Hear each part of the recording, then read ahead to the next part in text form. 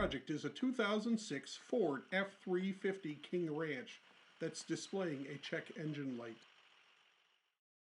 I'm going to insert an ELM 327 Wi-Fi code reader into the ALDL receptacle under the dashboard on the driver's side.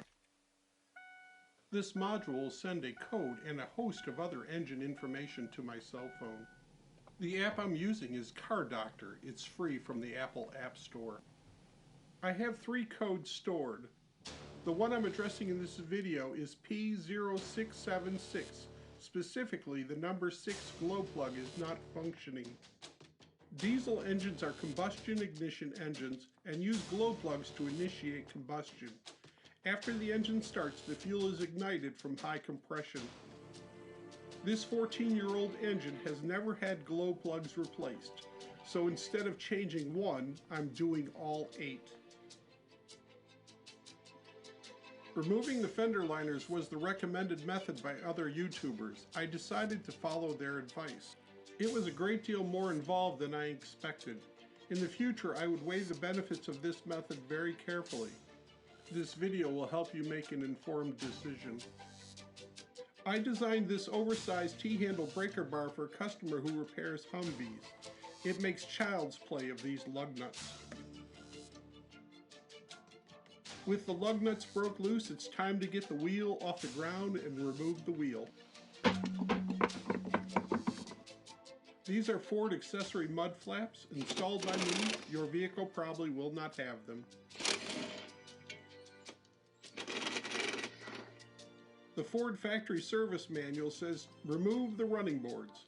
Not a small job in order to remove some plastic push pins. I removed the pins with a fork-shaped interior trim tool and a little patience. There are several large washered bolts, 2 facing out, 2 facing down near the fender lip, and 1 under the right-hand battery tray. These T-bolts hold the vacuum amplifier above. All of them snapped off? I recommend disconnecting the vacuum hoses and remove the fender liner with the plastic tank bolted in place.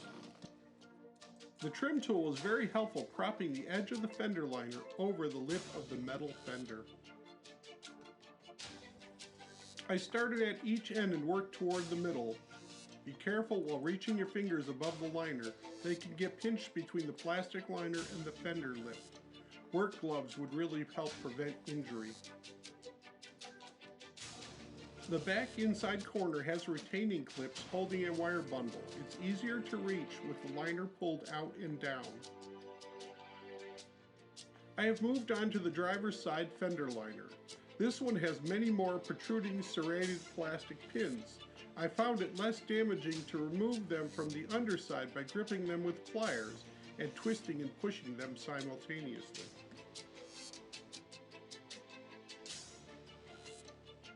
The wire loom connects each of the glow plugs with a single lead. The connectors are brittle from age and well seated. I broke more than one but didn't sever or damage the conductor, so they were able to be reused. I used a pair of long-nosed pliers to remove the broken connector, and at times I found them easier to use than the proper tool. I used a 1/4-inch ratchet with a universal extension and a deep well socket. The universal gave me something I could grip. I found the glow plugs very easy to unscrew, so much so I thought I had used the wrong size socket. The glow plug cavity was very oily and made everything very slippery.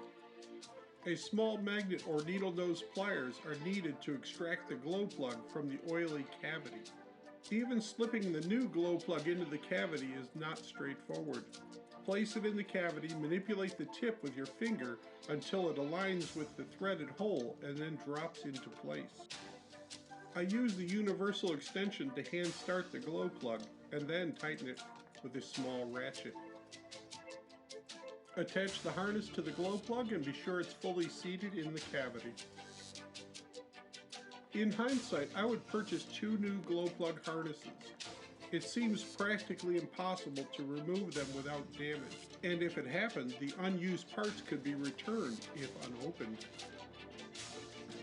Place it in the cavity, manipulate the tip with your finger until it aligns with the threaded hole and then drops into place.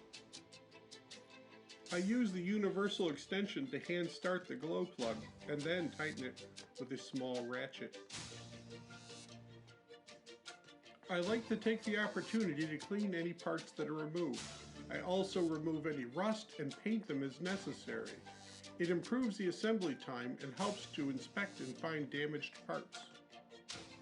The liner insulation blanket is installed with 4 plastic clips. Don't forget to clip the harness to the rear inboard side of the passenger's fender liner. Here's a close-up of how I overcame the running boards as an obstacle to installing the plastic clips. With the large washered fasteners partly installed, it's time to install the fasteners at the fender lip. Then all fasteners can be tightened securely.